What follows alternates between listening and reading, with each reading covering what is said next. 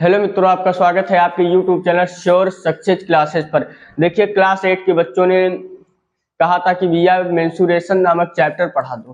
ठीक है, तो हम क्या करें, मेंसुरेशन नामक चैप्टर आज लेकर आए। 2-3 दिन से कहा था, ठीक है, तो आज ही फुर्सत मिली, इसलिए मेंसुरेशन नामक चैप्टर हम लेकर आए हैं। इसमें हम क्या करेंगे, पहली बात मेंसुरेशन को जानेंगे, ठीक है, फिर इसमें से पहले थोड़ा इंट्रोडक्शन जानेंगे, फिर एक एक क्वेश्चन का हम जानेंगे। ठीक है, चलिए बिना देरी करते हुए हम वीडियो को स्टार्ट करते हैं। ठीक है, मेंसुरेशन क्या है? देखिए, मेंसुरेशन इसमें क्या होता है, पृष्ठीय क्षेत्रफल इत्यादि ये सब हमको निकालना होता है। ठीक है, चलिए पृष्ठीय क्षेत्रफल क्या होता है, मैंने नाम लिया तो बता दे रहा हूँ आपको। जैसे बोला किसी चीज का पृष्ठीय क्षेत्रफल ज्ञात करना, जैसे बोला इस मार्कर का पृष्ठीय क्षेत्रफल ज्ञात करना है, तो मैं इसका पृष्ठीय क्षेत्रफल कैसे ज्ञात कर सकता हूँ? देखिए, जहां तक मेरा पृष्ठ, जहां तक मैं इसको टच कर सकूंगा वहीं तक मैं इसका पृष्ठीय क्षेत्रफल निकाल पाऊंगा। ठीक है, आई होप कि आपको ये अच्छे से समझ में आया होगा। चलिए क्वेश्चन को हम पढ़ते हैं, फिर बाखूबी हम सॉल्व करते हैं। चलिए पढ़ते हैं क्वेश्चन को। दिया क्या हुआ है कि एक वर्ग का क्षेत्रफल ज्ञात करना है। देखिए, मैं इधर सवाल लगाऊंगा, जो भी फॉर्मूले होंगे इधर मैं लिखते चलूंगा, आप याद कर लेना। ठीक है, एक वर्ग का क्षेत्रफल ज्ञात कीजिए जिसके विकर्ण की लंबाई, देखिए विकर्ण की लंबाई कितना दे रखा है, 3 मीटर है। तो ठीक है भैया, वर्ग का क्षेत्रफल ज्ञात करना है, तो सर्वप्रथम हम लिखेंगे हल। ठीक है, हल लिखा मैंने। हल में इन्होंने क्या कहा, एक वर्ग का क्षेत्रफल ज्ञात कीजिए जिसके विकर्ण की लंबाई, तो विकर्ण की लंबाई कितनी है, विकर्ण की लंबाई, इस क्वेश्चन में आपको कुछ सीखने को मिलेगा। विकर्ण की लंबाई कितना है, 3 मीटर है। अब देखिए, जो वर्ग होता है, मैं यहाँ पर ऐसे एग्जाम्पल के तौर पर ऐसे में बता रहा हूँ, जो वर्ग होता है इसकी विकर्ण की लंबाई कितनी, √3 मीटर दे रखा है। तो इसका सूत्र होता है वर्ग के विकर्ण का, वर्ग के विकर्ण के सूत्र क्या होता है, वर्ग के विकर्ण की लंबाई √3 मीटर है, तो ये क्या होता है, √2a।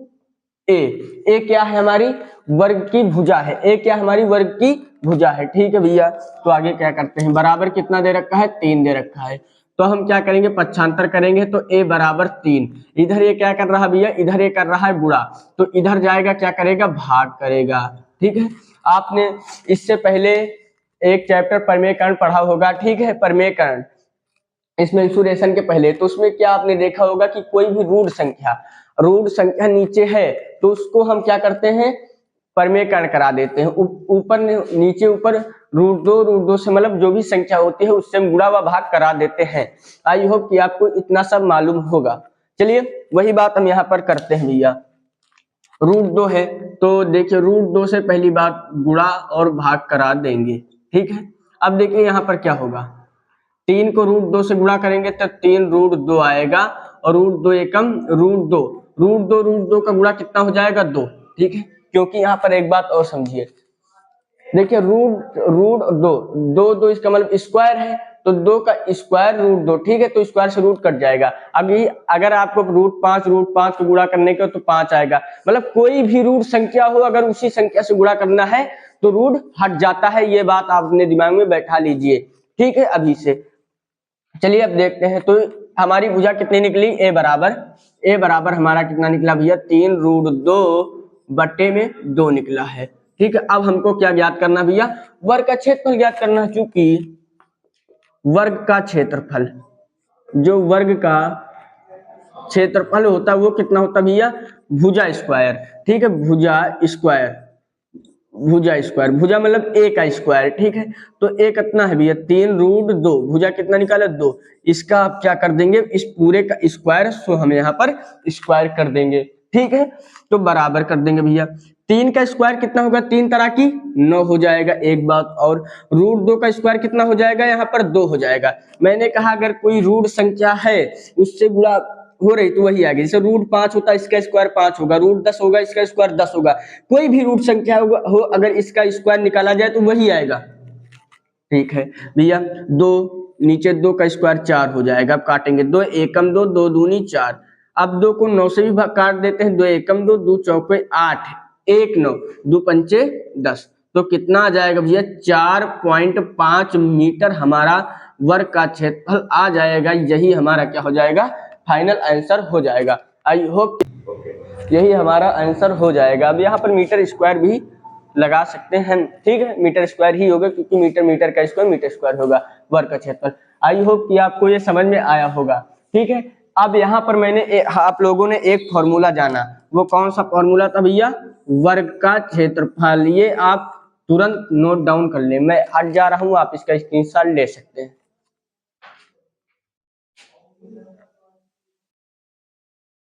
आई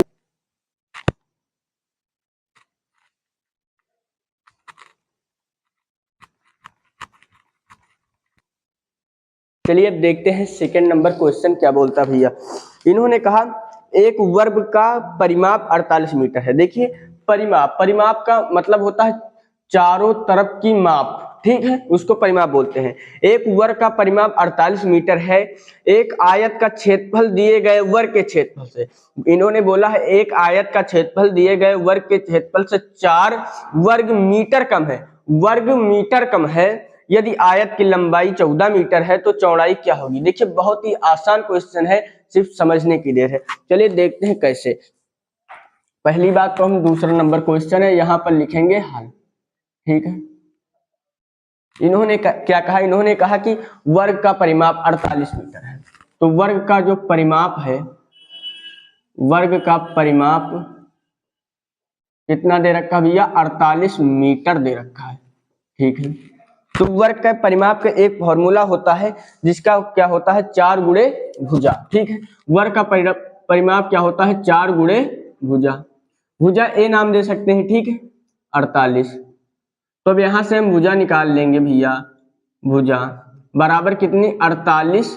ये इधर गुणा कर रहा है, इधर जाएगा तो भाग करेगा, तो 4 एकम 4, 4 एकम 4, 4 दूनी 8। तो भुजा हमारी निकलेगी 12 मीटर, ठीक है। आई होप कि आपको समझ में आया होगा। अब इन्होंने क्वेश्चन में क्या बोला है कि दिए गए आयत का क्षेत्रफल वर्ग के क्षेत्रफल से 4 वर्ग मीटर कम है, यही बोला ना। तो हम क्या करते हैं, यहाँ पर मैंने भुजा तो वर्ग का निकाल ली, वर्ग की भुजा मैंने तो निकाल ली, अब हम वर्ग का क्षेत्रफल भी निकाल लेते हैं जिससे हमें और भी आसानी होगी, ठीक है। चलिए वर्ग का क्षेत्रफल निकाल लेते हैं, क्योंकि वर्ग का क्षेत्रफल भी निकाल लेते हैं। वर्ग का क्षेत्रफल, वर्ग का क्षेत्रफल देखिए होता है भुजा स्क्वायर, भुजा का स्क्वायर। तो भुजा कितनी दे रखी है भैया? 12 दे रखी है, तो इसका स्क्वायर कितना होगा? 144। अब देखिए मीटर है तो मीटर स्क्वायर होगा। आई होप कि आपको समझ में आया होगा। अब इसका पिन पॉइंट हम पढ़ते हैं। इन्होंने कहा है, मेन पॉइंट क्या दिया है कि एक आयत का क्षेत्रफल, जो आयत का क्षेत्रफल है दिए गए वर्ग के क्षेत्रफल से 4 वर्ग मीटर कम है। तो ठीक है भैया, तो लिखेंगे, ठीक है, लिखेंगे चूंकि आयत का जो क्षेत्रफल है, आयत का क्षेत्रफल बराबर वर्ग का क्षेत्रफल। अब यहां पर एक चीज समझिएगा, इन्होंने कहा जो आयत का क्षेत्रफल है, एरिया, ठीक, जिसको क्या बोलते हैं भैया? एरिया बोलते हैं, वो वर्ग के क्षेत्रफल से 4 वर्ग मीटर कम है। तो इन्होंने कहा भैया आयत कम है, तो इनके कम करेंगे ना। अब क्वेश्चन जिसको बोले उसके अपोजिट ही हम लोगों को करना है। तो ठीक है भैया, इधर क्या कर देंगे? माइनस का 4 कर देंगे, ठीक है। आयत का क्षेत्रफल क्या होता है? L इंटू बी होता है बराबर वर्ग का क्षेत्रफल क्या होता है भैया? भुजा स्क्वायर 144 दे रखा है माइनस 4, ठीक है, इतने मीटर स्क्वायर। अब क्या बचेगा? L into B, L into B बराबर क्या बचेगा? 140, 140 बचेगा, ठीक है। जब 140 बचेगा तो अब यहाँ पर क्या क्या करेंगे? L का मान इन्होंने दे रखा है, L का मान कितना दे रखा भैया? L का मान इन्होंने दे रखा है कि आयत की लंबाई 14 मीटर है। तो ठीक है, 14 मीटर है लंबाई, L कितनी है? 14 मीटर है। अब भी यहां से हम निकाल लेंगे तो 144, ठीक है, 140 बटे ये कितना है? 14, 14 एकम कट जाएगा 0, तो यहां पर b बराबर क्या बचेगा? 10 मीटर। आई होप कि आपको ये समझ में आया होगा, ठीक है। इन्होंने क्या कहा था भैया, एक वर्ग था उसका परिमाप दे रखा था, ठीक है। तो वर्ग के परिमाप से मैंने भुजा निकाल ली। जब भुजा निकाल ली तो वर्ग का क्षेत्रफल निकाल लेंगे। तो वर्ग का क्षेत्रफल क्या होता है, भुजा स्क्वायर 12 के स्क्वायर 144 मीटर स्क्वायर हो गया। तो इन्होंने कहा जो आयत के क्षेत्रफल है वो वर्ग के क्षेत्रफल से 4 वर्ग सेमी मतलब 4 वर्ग मीटर स्क्वायर कम है। तो जिसको वो बोले कि कम है उसे हमें नहीं करना, हमें क्वेश्चन के अपोजिट ही करना है। तो इन्होंने बोला कि भैया आयत का क्षेत्रफल वर्ग के क्षेत्रफल से 4 वर्ग मीटर कम है, तो मैंने वर्ग में कर दिया, ठीक है। और एल का मान दे ही रखा था, 14 मीटर लंबाई है, चौड़ाई हमारी आसानी से निकल गई। ये है लिखने का। आई होप कि आपको समझ में आया होगा। मैं हट जा रहा हूं, आप इसका स्क्रीनशॉट ले लें, फिर मैं तीसरा क्वेश्चन कराऊंगा आपको।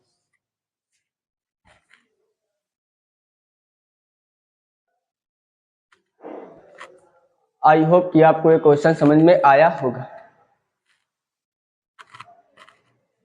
चलिए देखते हैं अब थर्ड नंबर क्वेश्चन क्या बोलता है। देखिए जज हम इसमें आगे बढ़ते जाएंगे, कुछ ना कुछ क्वेश्चन में कुछ ट्रिपिकल पॉइंट आते जाएंगे, हमें उनसे कंफ्यूज नहीं होना है, ठीक है, सावधानी से चलना होगा।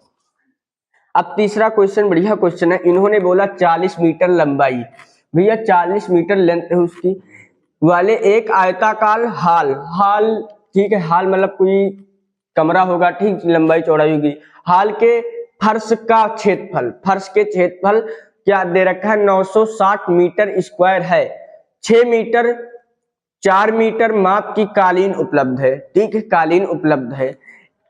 और क्या रखा, ज्ञात कीजिए कि फर्श को ढकने के लिए कितने कालीनों की आवश्यकता होगी। देखिए कभी इस तरह के क्वेश्चन आए भैया, कितने कालीनों की आवश्यकता होगी, कितने ईंट की आवश्यकता होगी ढकने के लिए, कितना, तो हम क्या करेंगे, ईंट कालीन इत्यादि होते हैं, इनको हम एन मान लेते हैं। क्या मान लेते हैं, एन। आप एबीसीडी कुछ भी मान लीजिए, लेकिन ज्यादातर बुकों में एन लिखा होता है, तो हम इनको एन मान लेते हैं। चलिए हम क्वेश्चन को शुरू करते हैं बिना देरी करते हुए। बहुत ही शानदार क्वेश्चन है।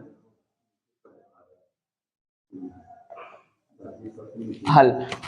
अब देखिए इन्होंने कहा फर्श का क्षेत्रफल कितना दे रखा भैया, पहले लिख लेंगे। फर्श का जो क्षेत्रफल इन्होंने दे रखा है वो कितना दे रखा है, 960 मीटर स्क्वायर, ठीक है। और इन्होंने क्या दे रखा है, 6 मीटर और 4 मीटर की माप कालीन की है, ठीक है। 6 मीटर गुणे 4 मीटर, ठीक है, की कालीन उपलब्ध है, कि कालीन उपलब्ध है, कालीन उपलब्ध है, उपलब्ध है, ठीक है, कालीन उपलब्ध है। तो अब हम क्या करेंगे, अब यहाँ पर हम इसको आसानी से लगा सकते हैं। पहली बात क्या करेंगे, पहली बात हम कालीनों की संख्या में नहीं पता एन, इतना कुछ क्वेश्चन में दिया हुआ है, फर्श का क्षेत्रफल दे रखा है, 6 मीटर गुणे 4 मीटर की कालीन उपलब्ध है। चलिए एक बार फिर से पढ़ लेते हैं और ज्यादा क्लैरिटी आ जाएगी। भैया कैसे, 40 मीटर लंबाई, देखिए यहाँ पर लंबाई एल भी लिखना भूल गए, 40 मीटर लंबाई दे रखी थी, ठीक है। तो एल यहाँ पर लिख देते हैं 40 मीटर लंबाई। अब हम शुरू कर सकते हैं। मुझे लगता था यही एक पॉइंट था जो हम लोग भूल रहे थे, ठीक है। तो प्रश्न के अनुसार अब हम शुरू करते हैं। इस क्वेश्चन को आसानी से हम सॉल्व कर देंगे, देखिए बहुत ही आसानी से, आप देखते जाइए, ठीक है। अब हम क्या करेंगे, सर्वप्रथम कालीन तो भैया हमें पता नहीं कि कितनी कालीन फर्श को ढकने के लिए होंगी, तो हमको एन मान लेते हैं, ठीक है। आप कुछ भी मान सकते हैं, लेकिन ज्यादातर बुकों में एन ही दिया रख, ठीक है, होता है, दिया रखा होता है, इसलिए हम एन मान लेते हैं। चलिए हम मान लेते हैं, माना कालीनों की संख्या बराबर एन, ठीक है, माना कालीनों की संख्या बराबर दे रखी है एन की, ठीक है, हम इनको एन मान लेते हैं। अब क्या करेंगे, अब भैया जो 6 मीटर और 4 मीटर की कालीन उपलब्ध है, इनका क्षेत्रफल ज्ञात कर लेते हैं, ठीक है। तो उसके बाद फिर आगे मामला बनेगा, जो होगा सो देखा जाएगा। पहले चलिए इनकी हम क्षेत्रफल ज्ञात करते हैं, ठीक है। तो क्या करेंगे, चूंकि 6 मीटर गुणे 4 मीटर कालीनों का क्षेत्रफल, कालीनों का क्षेत्रफल, तो क्षेत्रफल क्या होता है, देखिए 6 गुणे में 4, इसको गुणा करेंगे 6 चौक 24 मीटर मीटर मीटर स्क्वायर आ जाएगा, ठीक है। आई होप कि आपको ये सब समझ में आया होगा। तो मैंने कालीनों का क्षेत्रफल भी ज्ञात कर लिया, ठीक है, अब आगे बढ़ते हैं। आगे बढ़ेंगे भैया, आगे कैसे बढ़ेंगे, जैसे बढ़ना चाहिए हम लोगों को। तो क्या लिखेंगे,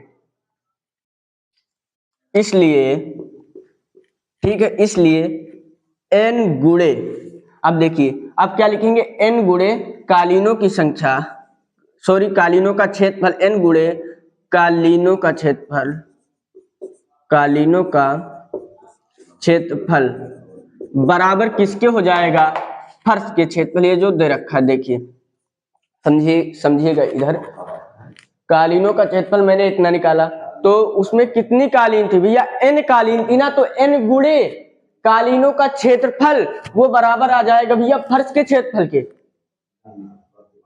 आई होप कि आपको समझ में आया होगा। देखिए कुछ भी नहीं था, आसान टॉपिक था। चलिए बढ़ते हैं आगे, ठीक है। तो n गुणे कालीनों का क्षेत्रफल मैंने अभी यहाँ पर निकाला था, कालीनों का क्षेत्रफल 24 मीटर स्क्वायर, ठीक है, बराबर 960 मीटर स्क्वायर लिख लेंगे। इधर कितना दे रखा है, 960। तो n बराबर, अब देखिए ये इधर क्या कर रहा है, गुणा, तो इधर जाएगा भाग करेगा, ठीक है। तो अगर आप इसको क्या करेंगे, काट देंगे। देखिए मीटर से ये मीटर स्क्वायर इधर भी रहेगा, ये कट जाएगा, ठीक है। अगर आप इससे भाग देंगे तो n बराबर फाइनल वैल्यू, चलिए काट देते हैं, 2 एकम 2, 2 दूनी 4, ठीक है, 2 चौके 8, 2 8 16, 0 इसे 12 एकम 12, 12 चौक 48, 0। तो n बराबर कितने, 40 कालीन, कितने आ जाएंगे भैया, 40 कालीन इसका फाइनल आंसर हो जाएगा। आई होप कि आपको ये समझ में आया होगा। चलिए एक बार फिर से हम देख लेते हैं, क्योंकि क्वेश्चन था कुछ नहीं लेकिन आपके लिए बहुत कुछ होगा। चलिए देखते हैं, इन्होंने सर्वप्रथम दे रखा था फर्श का क्षेत्रफल, ठीक है, तो फर्श का क्षेत्रफल 960 मीटर स्क्वायर दे रखा था, ठीक है। कालीन, कालीन भाई कुछ होगा, ठीक है, 6 मीटर गुणे 4 मीटर की इनके पास कालीन उपलब्ध थी, और लंबाई जिसकी 40 मीटर ये दे रखे थे, ठीक है। तो हम प्रश्न के अनुसार क्या करेंगे, सर्वप्रथम में कालीनों की संख्या ज्ञात करने को बोल रहा था, जो ज्ञात करने को बोले उसे n या x मान लेते हैं, तो मैंने n मान लिया, ठीक है। फिर क्या करेंगे भाई, कालीन जितनी उपलब्ध है उनका पूरा क्षेत्रफल निकाल लेंगे, तो मैंने क्या किया, इनका क्षेत्रफल निकाल लिया, 6 गुणे 4 24 मीटर स्क्वायर आ गया, ठीक है। दूसरी बात, अब जितनी कालीन इसमें लगेंगी, n गुणे कालीनों का क्षेत्रफल, कालीनों का क्षेत्रफल मैंने निकाला था, ये किसके बराबर होगा, फर्श के क्षेत्रफल के लिए, ठीक है। कैलकुलेशन करेंगे, इतना 40 आ गया, इतनी 40 कालीन से जो होगा फर्श ढक जाएगी। आई होप कि आपको क्वेश्चन शानदार समझ में आया होगा। अब हम बगल हो जाते हैं, आप स्क्रीनशॉट लीजिए, फोर्थ क्वेश्चन शुरू करते हैं।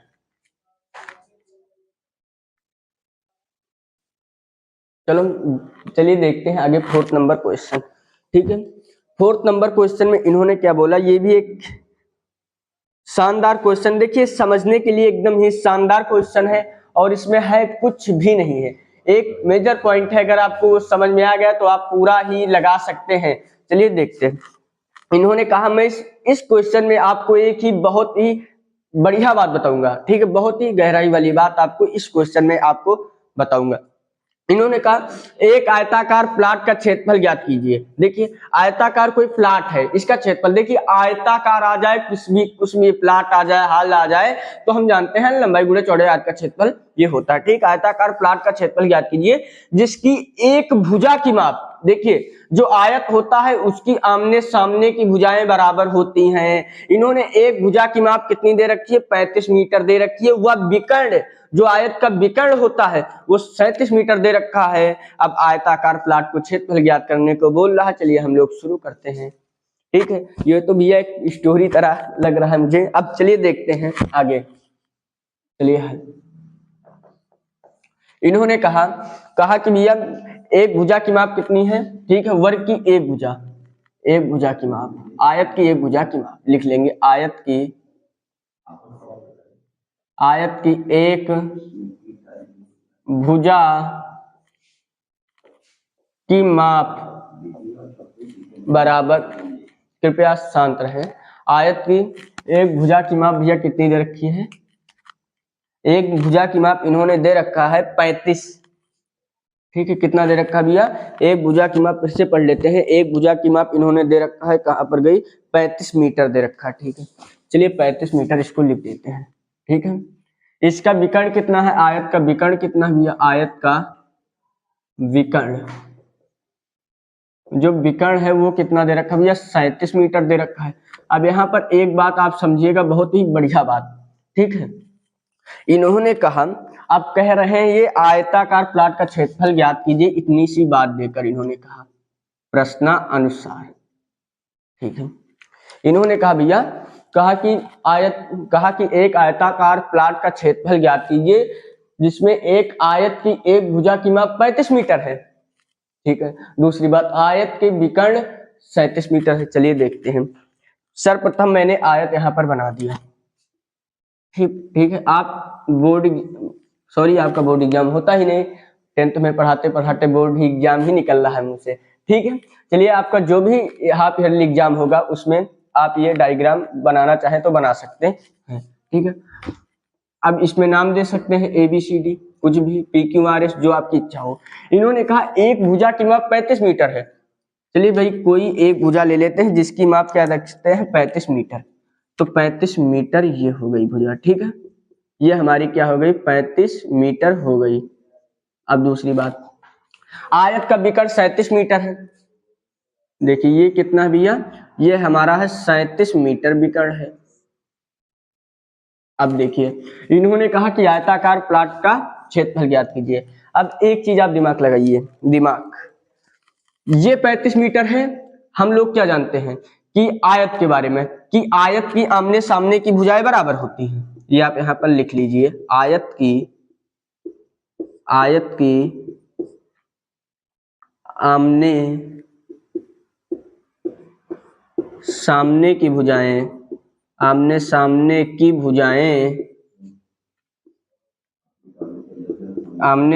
की बराबर होती हैं, इक्वल होती हैं, बराबर होती हैं, ठीक है। ये आप स्टार पॉइंट में ये बात कभी मत भूलना, ठीक है। ये आपको 12 तक जानने, आयत की आमने सामने की भुजाएं बराबर होती हैं, ठीक है। तो ये 35 है, ये भी 35 हो जाएगा हमारा इसी कांट से, ठीक है। ये भी कितना हो जाएगा, 35 मीटर हो जाएगा।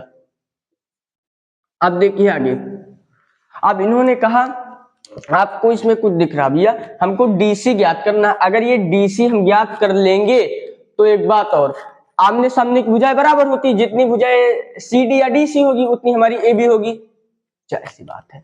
तो हम लोग क्या जानते हैं, अब देखिए ये क्या दिख रहा भैया, ये तो मुझे एक समकोण त्रिभुज दिख रहा है जिसका एक कोण कितना भैया, 90 डिग्री है। तो समकोण त्रिभुज क्या होता है, ठीक है, समकोण त्रिभुज ये है। तो इसमें क्या दे रखा है, इसको बोलते हैं कर्ण। इस भुजा को क्या बोलते हैं हम, कर्ण बोलते हैं। ये सबसे बड़ी भुजा होती है, सबसे बड़ी भुजा कर्ण होती है। फिर इसके बाद ये कौन सी होती है, लंब, इसको बोलते हैं आधार, ठीक है। इसको बोलते हैं परपेंडिकुलर, इंग्लिश में हाइपोथेनियस बेस, ठीक है। अब देखिए, अब इसमें क्या होता है, जो कर्ण होती है इन दोनों भुजाओं के योग के बराबर होती है। पाइथागोरस थ्योरम ये कहता है, पाइथागोरस थ्योरम आपने सुना होगा। चलिए मैं यहाँ पर देखते हैं भाई, कहीं जगह ढूंढ रहे हैं, लिख दें, कहाँ पर लिखें। मैंने यहाँ पर डायग्राम ही बना दिया, मुझे ऊपर बनाना चाहिए था।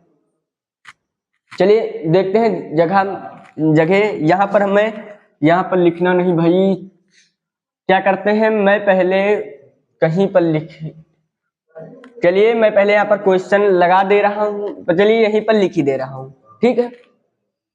नीचे दिख रहा है ना, बस ठीक। यहीं पर मैं आपको पाइथागोरस थ्योरम, पाइथागोरस प्रमेय के बारे में गहराई से गहराई आपको बता रहा हूँ, ठीक है। एकदम गहराई में हम मैथ में अब जाने वाले हैं भैया। तो पाइथागोरस एक गणितज्ञ थे। पाइथागोरस प्रमेय क्या है, अब हम प्रमेय के बारे में जानेंगे, ठीक है। पाइथागोरस प्रमेय क्या कहती है, अब इसको हम जानेंगे। पाइथागोरस प्रमेय कहती है, देखिए अब कहती है, कहते हैं, ठीक है, कहते हैं, ठीक, ये आप ध्यान रखिए कि कर्ण पर बना वर्ग, ये कर्ण है, इस पर बना वर्ग, कर्ण पर बना वर्ग शेष दो भुजाओं पर बने वर्गों के योग के बराबर होता है, ठीक है। देखिए कर्ण पर बना वर्ग, इस पर मान लीजिए क्या है, जैसे एक एग्जांपल ले लेते हैं, ये 25 है, ये मान लीजिए ये कर्ण हमारा 25 है, तो ठीक है 25 है। तो ये 3 है, ये 4 है, 4 चौक 16, 3 तराकी 9, 16 9 25। तो क्या होगा, कर्ण पर बना वर्ग, इस पर बना वर्ग, सबसे बड़ी भुजा क्या होती है, कर्ण होती है। कर्ण, कर्ण पर बना वर्ग शेष दो भुजाओं पर बने वर्गों के योग के बराबर होता है। ठीक है, यही हमारी पाइथागोरस प्रमेय है। फिर से जैसे यहाँ पर कर्ण मान लीजिए 25 है, तो इसमें से एक भुजा 4 होगी, एक भुजा 3 होगी, कोई सी भुजा 4 3 हो सकती है। अगर ये 25 है तो अगर आपको 7 8 9 इत्यादि एग्जाम्पल में दे रखा है तो आप सबसे बड़ी भुजा की जगह कर्ण धरेंगे। आई होप कि आपको समझ में आया होगा।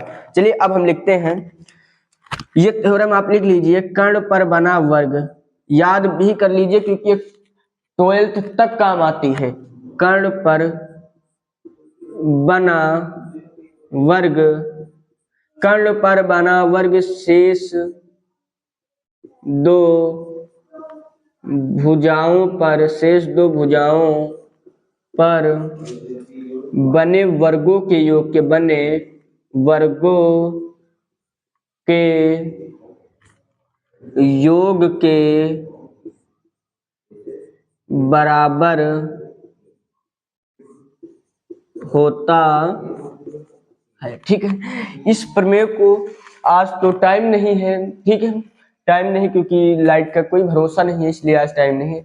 तो किसी ना किसी दिन इस थ्योरम को हम सिद्ध भी करा देंगे कि भाई क्यों कर्ण पर बना वर्ग शेष दो भुजाओं पर बने वर्गों की योग की, मैंने जो यहाँ पर बात लिखी है इसको मैं कभी, इस प्रमेय को कभी मैं सिद्ध भी करा दूंगा। ठीक, आज टाइम नहीं मैं अभी करा देता। चलिए नेक्स्ट वीडियो में जब हम लाएंगे आगे मेंसुरेशन में, तो हम इस बात को सिद्ध जरूर से जरूर करा देंगे आप लोगों को। तो आप इतना याद रखिए, कर्ण पर बना वर्ग शेष दो भुजाओं पर बने वर्गों के योग के बराबर होता है। इसीलिए मैं इस क्वेश्चन को, भैया स्टार लगा लीजिए, ये क्वेश्चन है एकदम इजी। सब क्वेश्चन अभी तक मैंने जितने क्वेश्चन किए हैं उन सबसे इजी ये क्वेश्चन है, पर इसमें एक क्लू डाल दिया है, वो समझने वाली बात है। ठीक है, इसीलिए ये शानदार क्वेश्चन है, ये बेहद इंपॉर्टेंट भी है, ये क्वेश्चन पूछा भी जा सकता है। अब हम क्वेश्चन को आगे शुरू करते हैं। तो ठीक है, कर्ण पर बना वर्ग, सूत्र होता है भैया कर्ण का स्क्वायर बराबर होता है लंब का स्क्वायर प्लस आधार का स्क्वायर, ये सूत्र होता है। कर्ण कितना दे रखा है, 37 दे रखा है,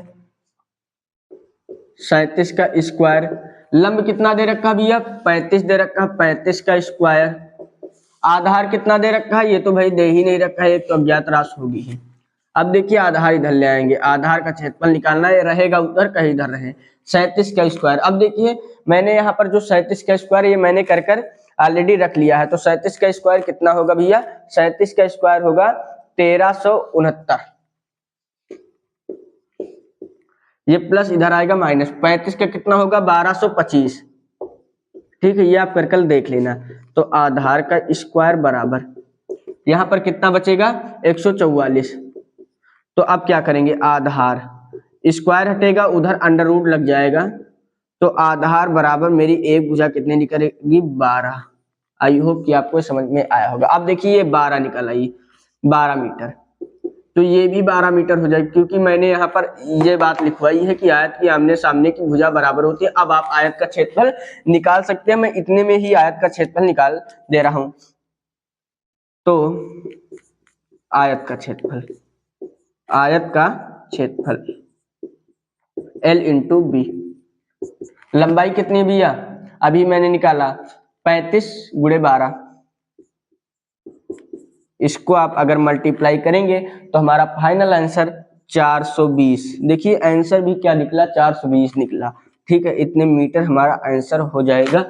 आज तक हम कक्षा को यहीं तक रखेंगे, 420 मीटर आंसर हो जाएगा। ठीक है, 400 मीटर स्क्वायर हमारा यहाँ पर आंसर हो जाएगा।